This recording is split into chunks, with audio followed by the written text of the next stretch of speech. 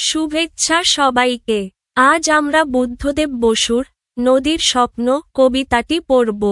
এই কবিতায় একজন দুরন্ত কিশোর তার ছোট বোন ছোকানুকে নিয়ে নদীতে নৌকায় ভ্রমণ করার কল্পনা করে।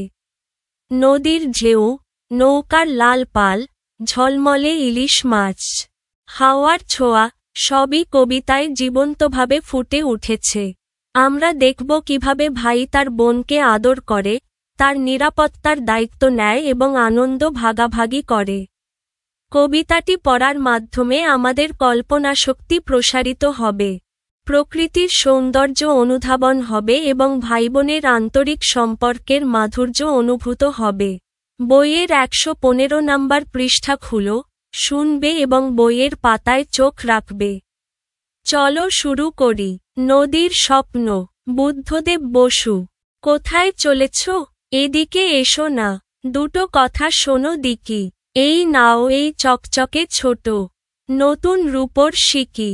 ছোকানুর কাছে দুটো আনি আছে, তোমায় দিচ্ছি তাও। আমাদের যদি তোমার সঙ্গে নৌকায় তুলে নাও। নৌকা তোমার ঘাটে বাঁধা আছে, যাবে কি অনেক দূরে? পায়ে পড়ি মাঝি, সাথে নিয়ে চলো। মোরে আর ছোকানুরে, আমারে চেনো না? আমি যে কানাই, ছোকানু আমার বোন। তোমার সঙ্গে বেরাবো আমরা। মেঘনা, পদ্মা, শোনো, মা এখন ঘুমিয়ে আছেন, দিদি গেছে ইস্কুলে। এই ফাঁকে মোরে আর ছোকানুরে নৌকোয় নাও তুলে। কোনো ভয় নেই বাবার বকুনি, তোমায় হবে না খেতে। যত দোষ সব আমরা না, আমি একা নেব মাথা পেতে। ওটা কি? জেলের নৌকা? তাই তো, জাল টেনে তোলা দায়।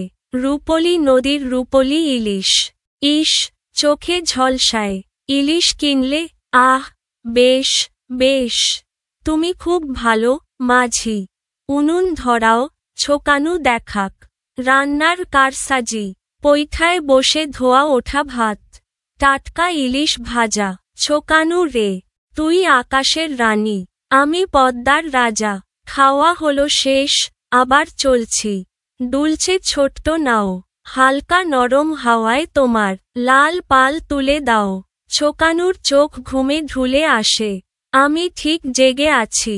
গান গাওয়া হলে আমায় অনেক গল্প বলবে মাঝি। শুনতে শুনতে আমিও ঘুমোই, বিছানা বালিশ বিনা। মাঝি, তুমি দেখো ছোকানুরে ভাই, ও বড়ই ভীতু কিনা। আমার জন্যে কিচ্ছু ভেবো না, আমি তো বড়ই প্রায়। ঝড় এলে ডেকো আমারে ছোকানু, যেন সুখে ঘুম যায়। অংশবিশেষ, শব্দার্থ ও টিকা। সিকি, 4 আনা মূল্যের মুদ্রা বা 25 পয়সার মুদ্রা। আনি, 1 টাকার 16 ভাগের 1 ভাগ মূল্যের মুদ্রা। শোন, একটি নদীর নাম। কারসাজি, কূটকৌশল। এখানে চমৎকারিত্ব অর্থে কাব্যিক ব্যবহার। পাল, বাতাসের সাহায্যে চালাবার জন্য নৌকায় খাটানো মোটা কাপড়ের পর্দা। পাঠের উদ্দেশ্য। এই কবিতা পাঠ করার কারণে শিক্ষার্থীদের কল্পনাশক্তির প্রসার ঘটবে, প্রকৃতি ও দেশের প্রতি আকর্ষণ বাড়বে, ভাইবোনের মধ্যে মধুর সম্পর্ক তৈরি হবে। পাঠ পরিচিতি। বুদ্ধদেব বসুর নদীর স্বপ্ন কবিতায় নদী এবং নৌভ্রমণ নিয়ে এক কিশোরের কল্পনা রূপায়িত হয়েছে। দুরন্ত এক কিশোর তার ছোট বোনকে নিয়ে নৌকাতে উঠে নদীর পর নদী পার হয়ে তাদের মনের আকাঙ্ক্ষা পূরণ করতে চায়।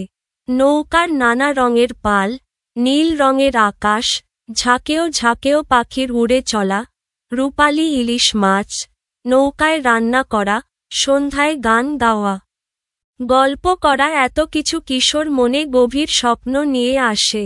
পাশাপাশি এই কবিতায় বোনের প্রতি ভাইয়ের দায়িত্ব ও আদর প্রকাশের চমৎকার নিদর্শন আছে। কবি পরিচিতি। বুদ্ধদেব বসু বহুমুখী প্রতিভার অধিকারী।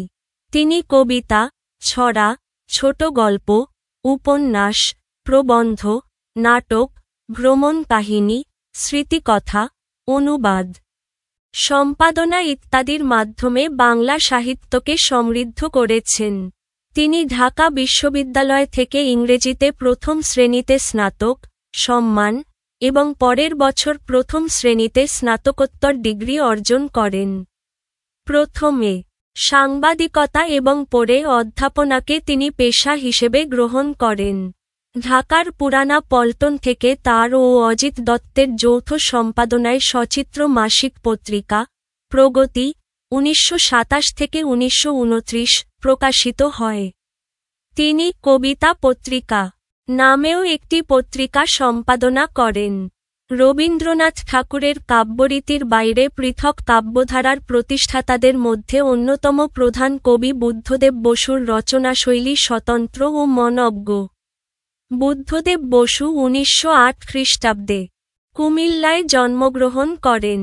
তার পৈতৃক নিবাস বিক্রমপুর অর্থাৎ বর্তমানের মুন্সিগঞ্জে। ১৯৭৪ খ্রিস্টাব্দে তিনি কলকাতায় মৃত্যুবরণ করেন। কর্ম অনুশীলন তোমার ভালো লাগার স্বপ্ন নিয়ে কবিতা, গল্প বা নাটিকা রচনা করো।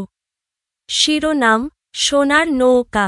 ছোট্ট রিমি সবসময় স্বপ্ন দেখে নদীর ওপারে একটা জাদুর শহর আছে, যেখানে ফুলেরা গান গায় আর মাছেরা নীল আকাশে লাফ দেয়। একদিন সে ঠিক করে সে তার ছোট বোন লীলাকে নিয়ে সেই স্বপ্নের শহরে যাবে। সকালে রিমি একটা ছোট নৌকা বানায়, লাল পাল এবং চকচকে রূপোর সিকি দিয়ে সাজানো। লীলা, চলো নৌকায় উঠি, সে বলে। লীলা ভয় পেলেও ভাইয়ের সাহস দেখে সে রাজি হয়। নৌকাটি নদীর ঢেউয়ে দুলতে দুলতে তারা ঘুরে বেড়ায় পদ্মা, মেঘনা আর সোন নদীর ধারে। রিমি মাছ ধরে রান্না করে, লীলা গান গায়, আর তারা দুজনে গল্প বলে। সন্ধ্যা হতেই তারা হালকা হাওয়ায় নৌকায় ঘুমিয়ে পড়ে স্বপ্নের শহরের পথে। পরদিন তারা আরও দূরে যায়, নতুন নদীর ধারে নতুন স্বপ্নের সন্ধানে। রিমি আর লীলা বুঝে স্বপ্নের যাত্রা সবচেয়ে সুন্দর যখন তা ভাগাভাগি করে নেওয়া হয়। খ নদীর স্বপ্ন কবিতাটির একটি গদ্যরূপ উপস্থাপন করো। নিচে নদীর স্বপ্ন কবিতাটির একটি গদ্যরূপ দেওয়া হল। একদিন এক কিশোর তার ছোট বোন ছোকানুকে নিয়ে নদীতে নৌকায় ভ্রমণ করার পরিকল্পনা করে। সে ছোকানুকে বলে, এসো, আমি তোমাকে নৌকায় তুলে নেব। এখানে এই ছোট রূপোর সিকি আর ছোকানুর জন্য আরও দুটো আনি আছে। সে নিশ্চয়তা দেয় যে নৌকায় ওঠার সময় কোনো ভয় নেই, বাবা বা কেউ তাদের ডাকে বা ডাকে না। কিশোর নৌকায় ওঠার জন্য প্রস্তুত হয় এবং ছোকানুকেও সঙ্গে নেয়। সে নিজের পরিচয় দেয়, আমি কানাই, আর ছোকানু আমার বোন। তারা মেঘনা, পদ্মা ও সোন নদী ধরে ভ্রমণ শুরু করে। নৌকায় ইলিশ মাছ ধরে রান্না করা হয়, ধোয়া ওঠা ভাত ও ভাজা ইলিশের সুগন্ধে ভরা দুপুর কাটে। ছোকানু গান গায়, আর ভাই গল্প শোনে। সেই দেখাশোনা করে যেন ছোকানু নিরাপদে থাকে। হালকা বাতাসে নৌকার লাল পাল দুলতে থাকে এবং দুজন ভাইবোন আনন্দে ভরে যায়। কিশোর বোঝায়, ঝড় এলে সে সব দায়িত্ব নিজের কাঁধে নেবে। এর মাধ্যমে ভাইয়ের দায়িত্ববোধ, বোনের প্রতি স্নেহ এবং কিশোরের কল্পনার আনন্দ সুন্দরভাবে ফুটে উঠেছে। নমুনা প্রশ্ন, বহুনির্বাচনী প্রশ্ন উত্তর। ১. কোথায় চলেছ? এদিকে এসো না। দুটো কথা শোনো দিকি। চরণ দুটিতে প্রকাশ পেয়েছে। গ. অনুরোধ। নিচের উদ্দীপকটি পড়ে ২ ও ৩ নং প্রশ্নের উত্তর দাও। কিশোর মোরা উষার আলো, আমরা হাওয়া দুরন্ত, মনটি চির বাঁধন হারা, পাখির মতো উড়ন্ত। ২. উদ্দীপকের দ্বিতীয় চরণের অর্থের সাথে নিচের কোন চরণের অর্থের মিল পাওয়া যায়? ক. পায়ে পড়ি, মাঝি সাথে নিয়ে চলো। মোরে আর ছোকানুরে। ব্যাখ্যা: উদ্দীপকের দ্বিতীয় চরণ, মনটি চির বাঁধন হারা, পাখির মতো উড়ন্ত, কিশোরের স্বাধীন ও উচ্ছ্বসিত মনকে বোঝাচ্ছে। কবিতার চরণ, পায়ে পড়ি, মাঝি সাথে নিয়ে চলো। মোরে আর ছোকানুরে, এও কিশোর নিজেকে এবং ছোকানুকে নদীতে উড়ন্তভাবে ভ্রমণের জন্য প্রস্তুত দেখাচ্ছে। অর্থাৎ উভয় মন মুক্তি ও স্বাধীনতার অনুভূতি প্রকাশ পেয়েছে। ৩. উক্ত পংক্তি দুটিতে যে আবেগ প্রকাশিত হয়েছে তা হচ্ছে আই. কিশোর মনের উচ্ছ্বাস, ই. কল্পনার অবাধ প্রবাহ। নিচের কোনটি ঠিক? খ. আই ও ই।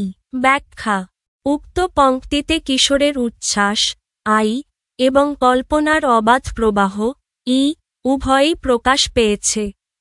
এখানে ভাই বোনের মর্যাদা, ই, উল্লেখযোগ্যভাবে বিষয় নয়। সৃজনশীল প্রশ্ন। ৪. নিশু, লিজা, শ্যামা, মিথিয়া, পিয়া বড়দের দৃষ্টি এড়িয়ে সাগরদিঘি পাড়ে মিলিত হয়েছে। বাড়ি থেকে চাল, ডাল, ডিম, মশলা সবকিছু নিয়ে এসেছে। জমিয়ে পিকনিক হবে। রান্নার ধুম লেগেছে। রান্না শেষ হতেই নিশুর দেখাদেখি সবাই দিঘির জলে ঝাঁপিয়ে পড়ল। দাপাদাপি যেন শেষ হতেই চায় না। শেষে পিয়ার চেঁচামেচিতে সবাই এসে কলাপাতায় পাত পেড়ে খেতে বসল। খাবার মুখে দিয়েই এ ওর মুখের দিকে তাকাচ্ছে। নুন দেওয়া হয়নি যে। আবার এক দফা হেসে নিয়ে সবাই গোপাগপ খিচুড়ি খেতে শুরু করল। খুব ক্ষুধা পেয়েছে যে। ক. দুপুরের রোদে জল কেমন করে বয়ে চলে? দুপুরের রোদে জল সাধারণত উজ্জ্বল ও ঝলমলে দেখায়। রোদ পড়লে জলের মধ্যে আলো প্রতিফলিত হয়। তাই জল যেন চকচকে ঝলমলে ও সোনালি বা রূপলি আভা নিয়ে প্রবাহিত হয়। এছাড়া তীব্র সূর্যের আলোতে জলীয় ঢেউ বা তরঙ্গ আরও পরিষ্কার এবং দৃষ্টিনন্দনভাবে ভেসে আসে, যেন নদী উচ্ছ্বসিত হয়ে চলছে। খ. নৌকা ভ্রমণের বিনিময়ে কানাই মাঝিকে আনি বা পয়সা দিতে চেয়েছিল কেন? ব্যাখ্যা কর। কানাই মাঝিকে আনি বা পয়সা দিতে চেয়েছিল কারণ সে চাচ্ছিল ছোকানু ও নিজের আনন্দের জন্য নৌকায় নদী ভ্রমণ করতে পারে। সে জানে নৌকা ব্যবহার করার জন্য মাঝির সাহায্য প্রয়োজন। তাই বিনিময়ে সামান্য অর্থ দিয়ে মাঝিকে প্রলুব্ধ করছে যেন সে তাদের নৌকায় তুলে নিয়ে নদী ঘুরতে সাহায্য করে। এতে প্রকাশ পাচ্ছে কিশোরের চালাকি, দায়িত্ববোধ এবং প্রয়োজনমতো সৌজন্যপূর্ণ পদ্ধতিতে কাজ করার ক্ষমতা। অর্থাৎ কেবল আনন্দের জন্য নয়, দায়িত্ববোধ ও বিনয়ও এখানে ফুটে উঠেছে। গ. উদ্দীপকের সাথে নদীর স্বপ্ন কবিতার ভাবগত সাদৃশ্য আলোচনা করো। উদ্দীপক এবং বুদ্ধদেব বসুর নদীর স্বপ্ন কবিতার মধ্যে যে ভাবগত সাদৃশ্য লক্ষ্য করা যায় তা হল ছোটদের আনন্দ, স্বাধীনতা এবং কল্পনার উচ্ছ্বাস। উভয় ক্ষেত্রেই শিশুরা বড়দের দৃষ্টি এড়িয়ে নিজের আনন্দমুখর কার্যক্রমে লিপ্ত। উদাহরণ হিসেবে উদ্দীপকে নিশু, লিজা, শ্যামা, মিথিয়া ও পিয়া দিঘির জলে ঝাঁপ দেয়। আর কবিতায় কিশোর ও ছোকানু নদীর নৌকায় ভ্রমণে মগ্ন। প্রকৃতির সঙ্গে মিলেমিশে আনন্দ উপভোগ করা। নদী, সাগর, দিঘি, জল সবই শিশুর আনন্দ ও কল্পনার অংশ। খাবার, গান, গল্প, খেলা এই সমস্ত ক্রিয়াকলাপ শিশুদের মধুর মুহূর্তে রং যুক্ত করছে। কবিতাতেও রান্না করা, ইলিশ খাওয়া, গান গল্প বলা মনের আনন্দকে ফুটিয়ে তোলে। সংক্ষেপে বলতে গেলে উভয় উদাহরণেই শিশুর কল্পনা, স্বাধীনতা ও আনন্দের মুহূর্তগুলো প্রকৃতির মাঝে বাস্তব ও কল্পনার সংমিশ্রণে উপস্থাপিত হয়েছে। ঘ. বিষয়বস্তু ভিন্ন হলেও উদ্দীপক ও নদীর স্বপ্ন কবিতাটি কিশোর মনের আবেগ প্রকাশের দিক থেকে অভিন্ন বিশ্লেষণ করো। উদ্দীপক এবং নদীর স্বপ্ন কবিতার বিষয়বস্তু আলাদা, একটিতে পিকনিক, অন্যটিতে নদী ভ্রমণ। তবুও কিশোর বা শিশুর মনোবৃত্তি ও আবেগ প্রকাশের দিক থেকে উভয় অভিন্ন। উভয়ই কিশোরদের উচ্ছ্বাস, স্বাধীনতা এবং আনন্দের অনুভূতি ফুটে উঠেছে। উদ্দীপকে তারা দিঘির জলে ঝাঁপ দেয়, খেলাধুলা ও খিচুড়ি খায়। কবিতায় কিশোর নৌকায় নদী পার হয়ে ইলিশ ধরে রান্না করে, গান গায়। প্রকৃতির সঙ্গে মিশে আনন্দ নেওয়া, উভয় ক্ষেত্রেই শিশুরা নদী বা জলরাশির সঙ্গে খেলা করছে। প্রকৃতির মাঝে তাদের কল্পনা ও আনন্দ প্রবাহিত হচ্ছে। ভাইবোন বা বন্ধুত্বের আন্তরিকতা, কিশোর এবং ছোকানু একে অপরকে সহযোগিতা ও স্নেহের মাধ্যমে আনন্দ ভাগাভাগি করছে। উদ্দীপকে বন্ধুরা একে অপরকে সহায়তা করছে ও আনন্দের মুহূর্ত ভাগ করছে। সংক্ষেপে, যেখানে ভিন্ন ঘটনার মাধ্যমে আবেগ প্রকাশ হয়েছে, সেখানে উভয় ক্ষেত্রেই কিশোর মনের স্বাধীনতা, আনন্দ, উচ্ছ্বাস ও সৃজনশীল কল্পনার প্রকাশ স্পষ্ট। আপনারা আমাদের ভুলগুলো কমেন্টে জানাতে পারেন। যদি উপকৃত হন, তবে সাবস্ক্রাইব করুন, ভিডিওটি শেয়ার করুন এবং বন্ধুদের সঙ্গে জানিয়ে দিন।